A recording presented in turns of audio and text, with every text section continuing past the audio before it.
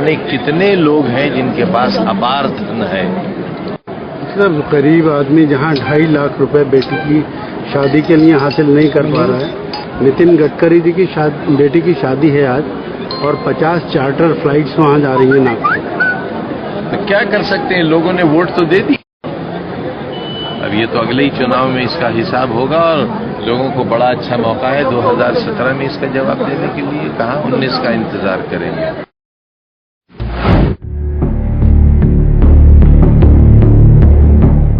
बसपा के राष्ट्रीय महासचिव नसीमुद्दीन सिद्दीकी के बेटे अफजल सिद्दीकी मुरादाबाद के महमूदपुर में बसपा कार्यकर्ताओं में जोश भरने के लिए मुस्लिम भाईचारा सम्मेलन में शामिल हुए।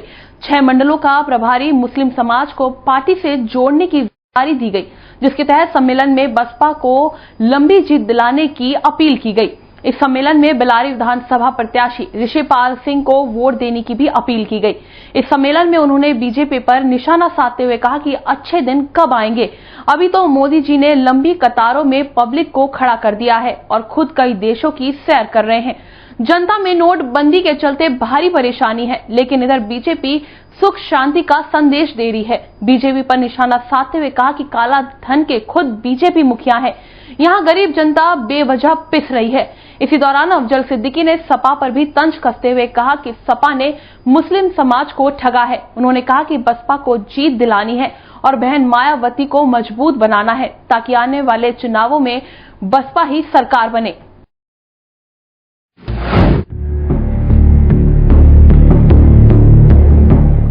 मथुरा के कई लोगों को अपनी कॉलोनी की टूटी हुई सड़कों से जल्द ही निजात मिल सकता है।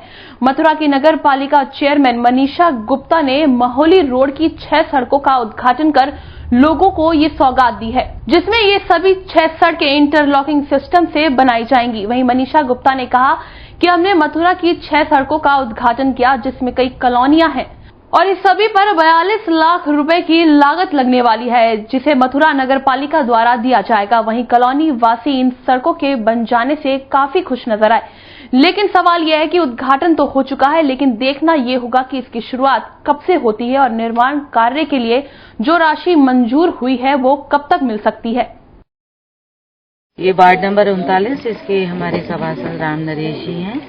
ये करीब यहाँ आज 6 सड़कों का उद्घाटन किया गया है और दीपनगर है, आनंद विहार कॉलोनी जो है, बलदेवपुरी एक्सटेंशन है, 2 सड़क है और उस बलदेवपुरी में 2 हैं, मानस नगर है।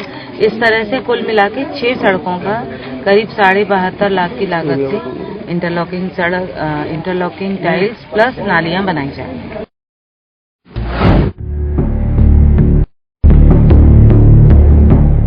प्रदेश में सपा सरकार में हमेशा से ही गुंडई और जमीन कब्जेदारी के मामले सामने आते रहे हैं, जिसको लेकर सपा मुखिया मुलायम सिंह ने एक बार अपने पार्टी कार्यकर्ताओं को हिदायत भी दी थी कि कोई भी कार्यकर्ता किसी भी प्रकार के अवैध काम या अवैध रूप से जमीन कब्जेदारी के मामले में दोषी पाया जाएगा तो उसको पार्टी से बाहर का रास्ता दिखाया जाएगा, लेकिन कार्यकर्ता मानने को तैयार नहीं है। जी हां, उन्नाव के नवाबगंज इलाके में एक सपा के नगर पंचायत चेयरमैन के पति और सभासद के ऊपर सरकारी जमीन को अवैध रूप से प्लॉटिंग कर बेचने का मामला सामने आया है। इन भू माफियाओं पर पंचायत की बेशकीमती जमीन को बेचने का आरोप लगा है। बता दें, गांव शिकायतकर्ता के आरोप पर डीएम ने जांच के आदेश दिए थे, जहां पर कुसुम्बी में लिंक रोड पर नगर पंचायत के सरकारी भूलेख में खेतियार और सिंचाई विभाग की नहर की जमीन को बेचने के मामले में नवाबगंज के एसडीएम ने अपनी जांच में इस पूरे फर्जीवाड़े का खुलासा कर दूध का दूध पानी का पानी कर दिया है।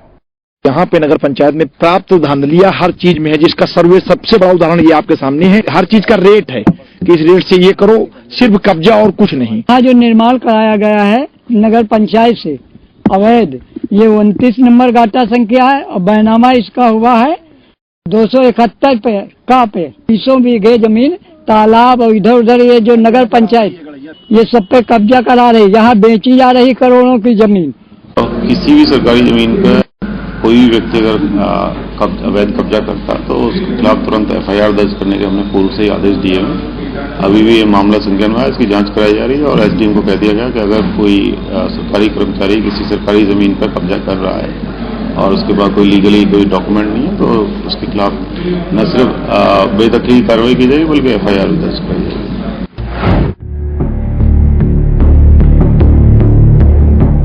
मेरठ के अहमदनगर इलाके में पुलिस ने नवेद हत्याकांड की गुत्थी सुलझा ली है। पुलिस ने खुलासा करते हुए 3 मुख्य आरोपियों को हथियार के साथ गिरफ्तार कर लिया है। पुलिस ने बताया कि आरोपी सोनू और उसके दोस्तों का 3000 रुपए को लेकर दोस्त नवेद से विवाद चल रहा था, जिसके चलते तीनों ने नवेद को मारने की योजना बनाई और नवेद को धोखे से बुलाकर उस पर चाकू से हमला बोल दिया, जिससे उसकी मौके पर ही मौत हो गई। आपको बता दें कि पुलिस ने तीनों को मुखबिर की सूचना पर गिरफ्तार कर लिया है। दिनांक 30/11 को बिसाड़ी गेट पुलिस को सूचना मिली कि एक नवेद नाम के व्यक्ति के ऊपर चाकू से हमला करके उसे बुरी तरीके से घायल कर दिया गया। पुलिस ने उस मौके पर पहुंच करके उसको हॉस्पिटलाइज कराया, बट अनफॉर्चुनेटली ट्रीटमेंट के दौरान उसकी मृत्यु हो गई। उसे 14 चाकुओं के घाव लगे थे, बुरी तरीके से उसको काटा गया। और बाद में उसके फादर से बातचीत करने के बाद उनके द्वारा नामजद रिपोर्ट दी गई, जिसमें 3 लोगों को नामित किया गया। आज पुलिस ने उन्हीं को पकड़ने में सफलता प्राप्त की है। उनमें से एक उसका बहुत अच्छा दोस्त बताया जाता है और पूछताछ से जो वजह पता चली है तो वो 3000 रुपयों का लेन देन का विवाद है। मात्र 3000 रुपयों के लेन देन के विवाद को लेकर के उसके दोस्त खोली ने अपने 2 साथियों के साथ मिल करके नवेद की चाकुओं से गोद करके निर्मम तरीके से हत्या कर दी।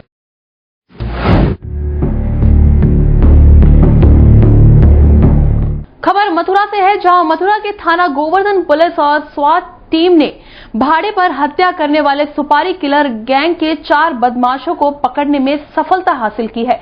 पकड़े गए बदमाशों के कब्जे से तमंचा, एक गाड़ी और 4 लाख रुपए नकद बरामद किए गए हैं। गोवर्धन पुलिस और स्वाट टीम ने एक सूचना के आधार पर चेकिंग के दौरान एक मोटी रकम लेकर भाड़े पर हत्या करने वाले गिरोह के 4 बदमाशों को धर दबोचा। पकड़े गए बदमाश कुख्यात सुपारी किलर ओम चौधरी गैंग के बताए गए हैं। गिरोह का सरगना ओम चौधरी सहित उसके 3 अन्य साथियों को भी गिरफ्तार कर लिया गया है। शातिर बदमाश ओम चौधरी कई वारदातों को अंजाम दे चुका है और कई आपराधिक मामलों में 8 साल की सजा काटकर जेल से बाहर आया था। पकड़े गए बदमाशों ने आन्योर ग्राम प्रधान के पति की हत्या करने के 10 लाख रुपए की सुपारी ली थी। आज मथुरा पुलिस में हमारी गोवर्धन थाने की पुलिस और हमारी क्राइम ब्रांच स्वाट टीम को एक भारी सफलता मिली है। एक ग्राम प्रधान अन्योरा, उनकी भाड़े पर मर्डर करने की सुपारी ली गई थी एक गैंग द्वारा। इसकी हमें समय रहते सूचना मिल गई, उनको हमने कहते समय रहते पकड़ लिया। इस गैंग ने बताया कि एक ग्राम समाज की जमीन थी जहां पर एक भूमाफिया लोग जमीन को कब्जा करना चाह रहे थे। ग्राम प्रधान जी उसका विरोध कर रहे थे। उन्होंने कहा कि हम इससे सरकारी जमीन को कब्जा नहीं होने देंगे। इस पर उन्होंने कहा कि इनको मरवा दिया जाए।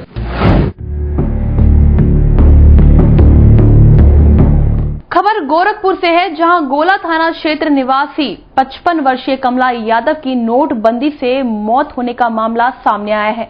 मृतक के बेटे शतरंज का आरोप है कि नोटबंदी के चलते वो पूर्वांचल बैंक की जानीपुर शाखा में पैसा निकालने के लिए 10 दिनों से बैंक के चक्कर काट रहा था, लेकिन उन्हें पैसा नहीं मिला, जिसके कारण मेरी मां के इलाज के अभाव में मौत हो गई। मृतक के बेटे ने बताया कि उनकी मां काफी दिनों से हृदय रोग से पीड़ित थी, जिसका इलाज बढ़लगंज के एक निजी अस्पताल में चल रहा था। बता दें 20,000 रुपया अस्पताल का बाकी था। वहीं पूर्व प्रधान से भी कुछ पैसे उधार लिए गए थे। उन्होंने कहा कि मेरी मां पेंशन धारक थी, उनका खाता पूर्वांचल बैंक जानीपुर में है। 20 दिन पहले उनकी तबीयत खराब हुई थी और पैसे न मिलने के कारण उन्हें उचित इलाज नहीं मिल सका, जिसके चलते उनकी मौत हो गई। ये 10-15 दिन से दौड़ रहे हैं सिर्फ बैंक पे। जब से नोटबंदी का चालू हुआ तब से हुआ। दवा हो रही थी इनकी? हाँ, दवा हो रही थी, लेकिन पैसे नहीं मिल पा रहे थे। बैंक पर जाते सर तो बंद हो जाते थे, वो नहीं पाता था। वो हमारी सास थी और फिर पैसे की वजह से जैसी परेशानी अप डाउन रोज करना पड़ता था, लाइन लगाने, लेकिन पैसे ना मिलता था। पैसे की वजह से जैसी परेशानी होने की वजह से मर गई है वो। दवा नहीं आप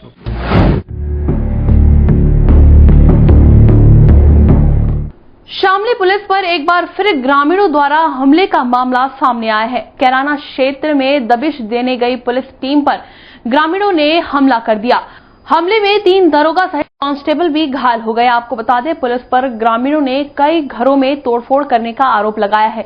घटना की सूचना पर पुलिस कप्तान सहित सीओ व भारी पुलिस फोर्स मौके पर पहुंची। वहीं पुलिस पर हमले के आरोप में दर्जनों लोगों के खिलाफ गंभीर धाराओं में मुकदमा दर्ज किया गया है।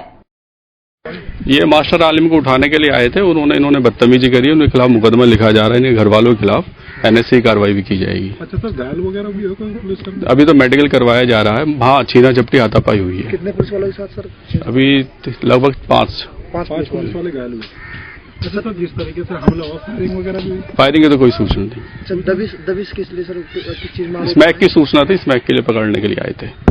आप तो जा रहे थे खेत, दोनों मादी मोटर लग रहा है मेरे खेत में गिरा, टायर डक्कत गए मेरा भागे, आकर दिमाग ठीक हो रहा, सारा तोड़ गया। बगल में उसका मतलब पड़ोसियों का हमने सामान टेक रखा, मेरे मकान लग रहे बन, मेरी अंडी फंडी डेगता, फ्रीज, अलमारी, नमक खाना, चाकी, सब कुछ कुटली फुटली। क्या लेने आई थी पुलिस यहाँ पे? यूँ पता नहीं, मेरे पीछे आया जो कुछ है।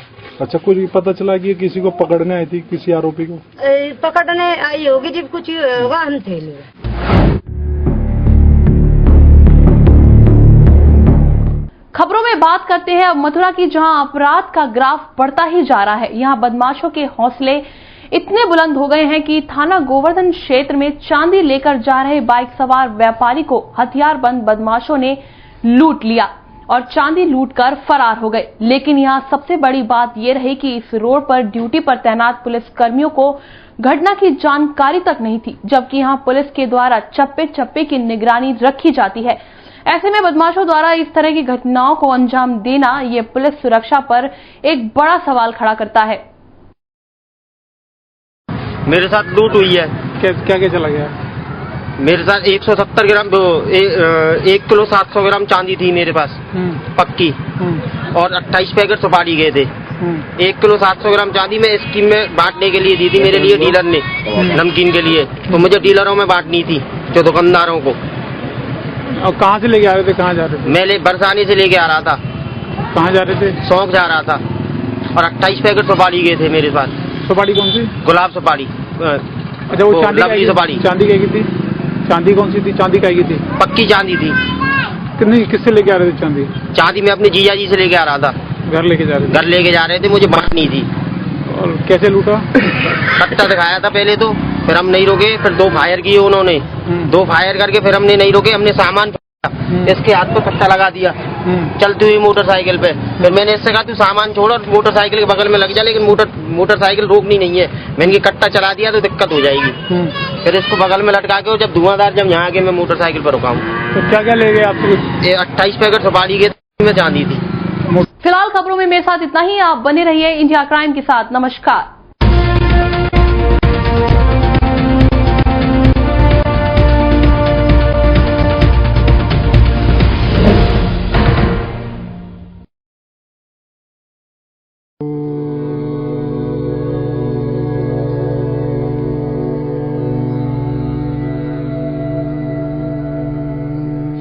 तेरे दरबार की आली निराली शान यह देखी, सखावत को तेरे गलियों में चक्कर काटते देखी।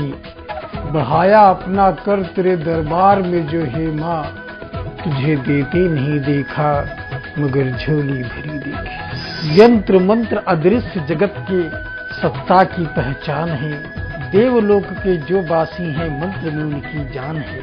मंत्र हमारे राष्ट्र का गौरव, देश की मेरे शान है, और वीरेंद्र साधना शब्द मंत्र की एक नया विज्ञान है। बदलेगी किस्मत देखिए हमारे साथ साधना और मंत्रों की शक्ति से। योगेश्वर सरकार के साथ।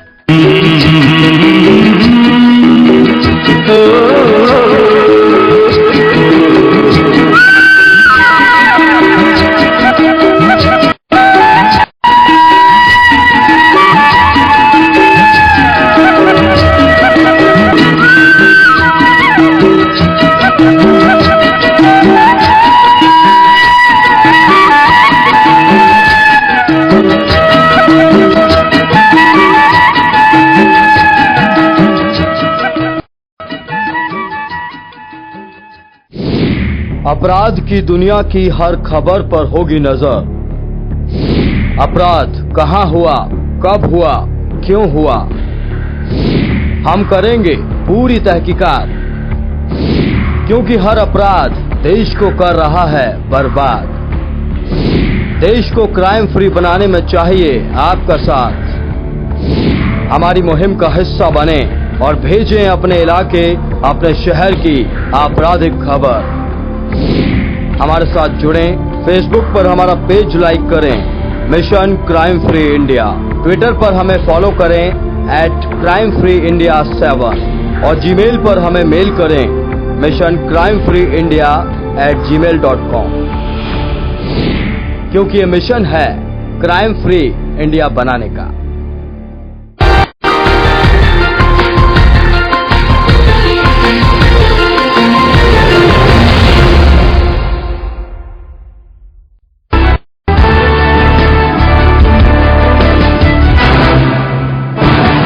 नमस्कार, आप देख रहे हैं इंडिया क्राइम न्यूज और मैं हूं आपके साथ रंजना सिंह राठौड़। बुलेटिन की शुरुआत करेंगे, लेकिन सबसे पहले नजर अब तक की हेडलाइंस पर। बीजेपी की परिवर्तन यात्रा पहुंची हरिद्वार। केंद्रीय मंत्री जेपी नड्डा ने यात्रा में लोगों को किया संबोधित। कहा कि आने से उत्तराखंड की जनता को कुशासन से मिलेगा छुटकारा। सीएम हरीश रावत का बड़ा बयान आया सामने। घोटालों और भ्रष्टाचार को लेकर बीजेपी को हरीश रावत का पलटवार। कहा, यदि मैं अमीर हूं तो बीजेपी अपने किसी भी नेता से मेरी संपत्ति बदलवा ले। उत्तराखंड की राजधानी देहरादून में युवाओं में बढ़ती जा रही है नशे की लत। नशा कारोबारी स्कूल और कॉलेजों के बाहर हो रहे हैं सक्रिय। बीजेपी युवा मोर्चा के कार्यकर्ताओं ने नशे के खिलाफ एसएसपी को सौंपा ज्ञापन। मातृ सदन के संस्थापक ने पुलिस प्रशासन पर लगाया आरोप। आश्रम में घुसकर तप को तुड़वाने का लगाया आरोप। कार्रवाई न करने पर उग्र अनशन करने की दी चेतावनी। हरिद्वार पहुंचे केंद्रीय कृषि मंत्री राधा मोहन। कृषि मंत्री ने पीएम के फैसले पर जताया समर्थन। राधा मोहन का कहना, प्रधानमंत्री ने काले धन वालों पर लगाई लगाम। उत्तराखंड के सीएम हरीश रावत को दी जनता की सेवा करने की नसीहत। खबरों की शुरुआत करेंगे। सीएम हरीश रावत ने दिया बयान। उन्होंने कहा कि अब मेरे और मेरे बाद के पूर्व मुख्यमंत्री 6 महीने तक भी सरकारी आवास में नहीं रह सकेंगे। घोटालों और भ्रष्टाचार को लेकर प्रदेश सरकार को घेरने वाली बीजेपी सरकार को मुख्यमंत्री हरीश रावत ने जवाब देते हुए कहा है कि अगर मैं 2 साल में इतना अमीर हो गया हूं तो बीजेपी अपने किसी भी नेता से मेरी संपत्ति बदलवा ले। उन्होंने रमेश पोखरियाल निशंक, अमृता रावत, सतपाल महाराज सहित भुवन चंद्र खंडूरी का नाम लेकर कहा कि मैं तो तैयार बैठा हूं। इसके साथ ही उन्होंने बीजेपी को सुझाव दिया है कि सारे नेता मिलकर उनके घोटालों की लिस्ट तैयार करें और मैं हाईकोर्ट में अनुरोध करता हूं कि एक सिटिंग जज उनकी जांच करे ताकि दूध का दूध और पानी का पानी हो जाए।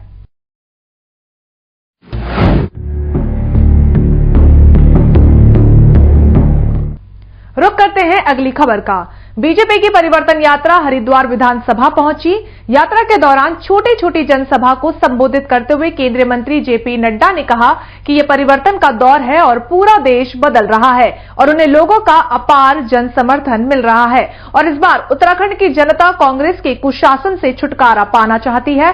पूर्व मुख्यमंत्री और बीजेपी सांसद निशंक ने कहा कि एक ऐतिहासिक कदम है और जनता का उत्साह देखकर लग रहा है कि इस बार परिवर्तन होकर रहेगा। इस दौरान ढोल नगाड़ों के साथ बड़ी संख्या में बीजेपी कार्यकर्ता मौजूद रहे। यात्रा में बीजेपी उत्तराखंड प्रभारी श्याम जाजू धन सिंह, सतपाल महाराज, स्थानीय विधायक मदन रावत, मेजर मनोज गर्ग, कौशिक आदि शामिल रहे। सतपाल महाराज ने इस बार उत्तराखंड में परिवर्तन रथ लेकर चल रहे केंद्रीय मंत्रियों के आने से जनता में उत्साह की बात कही और परिवर्तन की बात करते हुए ज्यादा से ज्यादा सीट जीतकर बनाने का भी दावा किया। जोश और उत्साह देख रहा हूं, इसने मुझे स्पष्ट कर दिया है कि उत्तराखंड में लोग परिवर्तन चाहते हैं और वर्तमान कांग्रेस सरकार से निजात पाना चाहते हैं और सबने आशा भारतीय जनता पार्टी पर लगाई है। मुझे विश्वास है कि वर्तमान कुशासन जो उत्तराखंड की सरकार कर रही है उससे लोगों को निजात मिलेगा, उससे छुट्टी मिलेगी और सभी लोग मिलकर के भारतीय जनता पार्टी को यहां पर लाएंगे।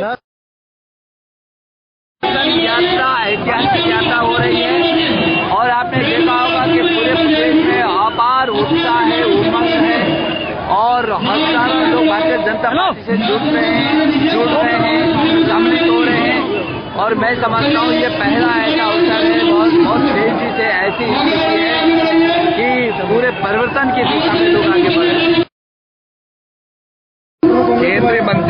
देखने आ रहे हैं कि हम राज्य में क्या भला कर सकते हैं। क्या कोई भी केंद्रीय मंत्री आता है वो कुछ लेके नहीं जाता, वो कुछ देके ही जाता है।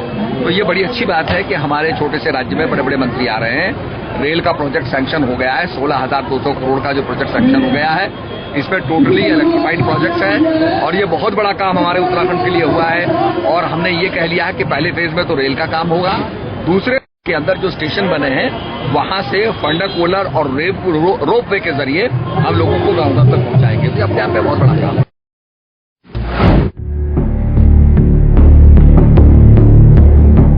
बहुजन समाज पार्टी के प्रत्याशी नवतेज पाल ने प्रेस कॉन्फ्रेंस कर बताया कि भारतीय संविधान के निर्माता भारत रत्न बाबा साहब डॉक्टर भीमराव अंबेडकर जी का दिसंबर 6 परिनिर्माण दिवस को विधानसभा क्षेत्र सितारगंज में राजकीय इंटर कॉलेज खेल मैदान में 10 बजे से सुबह से ये कार्यक्रम मनाया जाएगा। कार्यक्रम में बाबा साहब के विचारों एवं बहुजन समाज पार्टी की नीतियों और रीतियों से जनता को अवगत कराया जाएगा। इस मौके पर उत्तर प्रदेश से एमएलसी प्रदीप कुमार जाटव और प्रभारी उत्तराखंड बतौर मुख्य अतिथि उपस्थित रहेंगे। सितारगंज के बसपा प्रत्याशी क्षेत्रीय निवासी नवतेज पाल सिंह इस कार्यक्रम के मेजबान होंगे।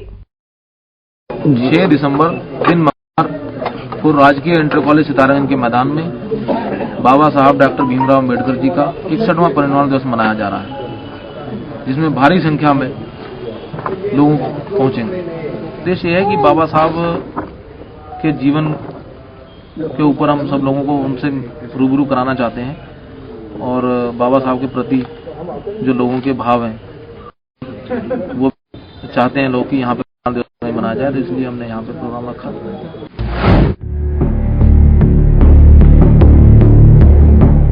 बढ़ते हैं अगली खबर की ओर।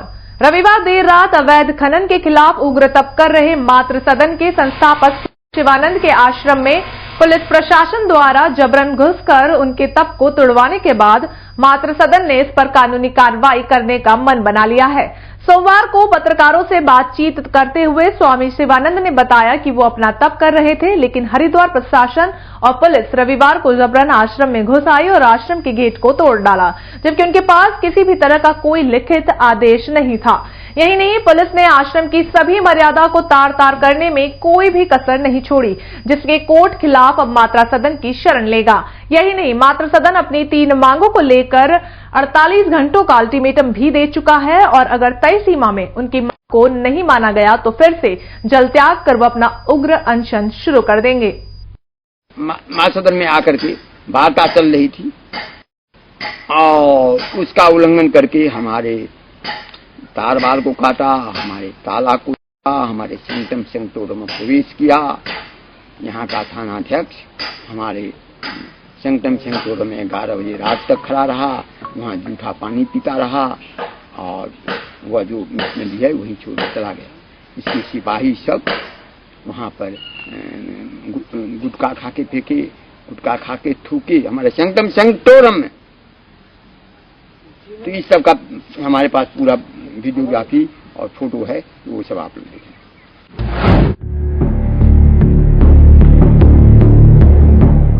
आरटीआई के रुड़की शाखा की बैठक रुड़की के प्रशासनिक भवन में आयोजित हुई, जिसमें क्षेत्र में हो रहे भ्रष्टाचार को मिटाने की बात कही गई। साथ ही कार्यकर्ताओं ने कहा कि हमें होने वाले विधानसभा 2017 के चुनाव में ऐसे प्रत्याशियों को जिताने का प्रयास जो ईमानदार हो और अपने क्षेत्र में विकास कार्य भी करवाएं। बैठक के दौरान शहर में होने वाले कई बड़े मुद्दों को भी जल्द ही उजागर करने की बात कही गई। आरटीआई क्लब शाखा रुड़की की ओर से आयोजित कार्यक्रम है और इसमें रुड़की क्षेत्र से जुड़े कुछ महत्वपूर्ण मुद्दे हैं, जिन पर एक तरह से के गैर राजनीतिक तौर पर अपने विचार विमर्श किया है और 2017 का चुनाव भी पर भी फोकस है। यहाँ समाजवादी पार्टी के भी हैं, भाजपा के भी हैं, लोकतांत्रिक जन मोर्चा के भी हैं, आरटीआई क्लब के भी हैं। ये मिले जुले लोग हैं शहर के और वो इसी बात पर चर्चा विचार विमर्श किया जा रहा है कि आने वाले चुनाव में पार्टी कोई भी हो, लेकिन कैंडिडेट पर ज़्यादा ध्यान दिया जाना चाहिए।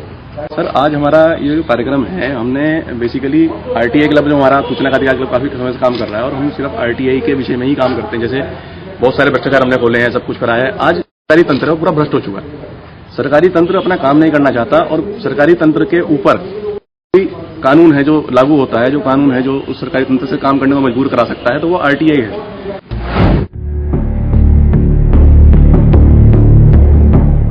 रुक करते हैं अगली खबर का। उत्तराखंड की राजधानी देहरादून में युवाओं में नशे की लत को बढ़ती जा रही है।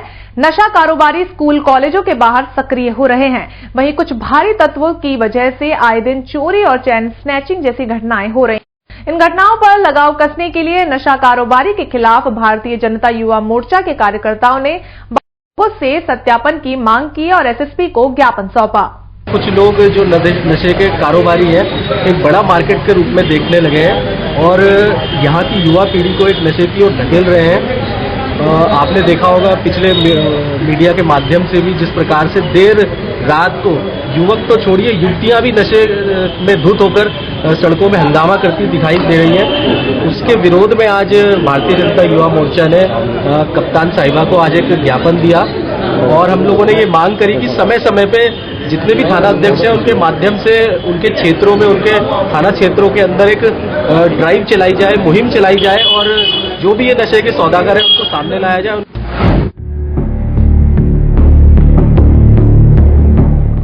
हरिद्वार में केंद्रीय कृषि मंत्री राधा मोहन ने कहा कि अगले धन वालों की वजह से फेंकने या बहाने से करोड़ 2 करोड़ रुपया नष्ट होता है तो हिंदुस्तान की सरकार को 100% फायदा होता है। जहां एक और शादियों का सीजन है और नोटबंदी के बाद पैसों की भारी किल्लत सामने आने लगी है, वहीं रुड़की के शक्ति विहार में 2 दलित समाज की लड़कियों की शादी बिना दान दहेज के हुई, जो बन गई एक मिसाल क्षेत्र के लिए। हालांकि निशा और परमीला बहुत गरीब परिवार से संबंध रखती हैं और इनका रिश्ता भी अलग अलग गांवों में पहले से तय कर दिया गया था, जिसके चलते दोनों लड़कियों के परिजनों ने थोड़े बहुत रुपए जमा कर रखे थे और उसी से नोटबंदी के बाद विवाह की पूरी तैयारी की गई। अचानक नोटबंदी होते ही निशा और प्रमिल के परिजनों की चिंता बढ़ गई और लाख प्रयासों के बाद भी बैंक में जमा किए रुपए नहीं निकल पाए, तो दुल्हे और उनके परिजनों ने बिना दहेज और बिना बारात के विवाह करने की बात रखी और आज एक मिसाल पेश करते हुए 2 लड़कियों का विवाह शक्ति विहार के बाबा भीमराव अंबेडकर मंदिर में संपन्न करा दिया गया। परिवर्तन का ब्यार चला है, वो स्पष्ट रूप से दिखाई दे रहा है और यहाँ की सरकार इतना घबराई हुई है कि सरकार के प्रमुख स्थान पर बैठे हुए व्यक्ति पूरे परिवार के कुनवा के साथ उसको अखाड़े में दंड बैठक करना पड़ रहा है। यहाँ की जनता ने जो करतब देखे हैं पिछले वर्षों के अंदर और उसका परिणाम यह है कि मुख्यमंत्री जी को पूरे परिवार के साथ अब दंड बैठक करना पड़ रहा है और जनता को गुमराह करने की कोशिश कर रहे हैं। लेकिन उत्तराखंड की जनता को पता है कि मोदी सरकार आने के बाद उत्तराखंड की जितनी मदद की गई है, यदि उसका सदुपयोग हुआ होता तो उत्तराखंड बहुत आगे चला गया होता। वक्त तो चला एक छोटे से ब्रेक का, बने रहिए हमारे साथ।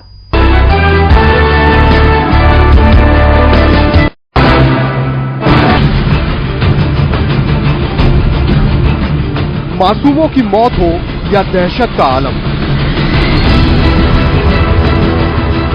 इंसान पर सितम हो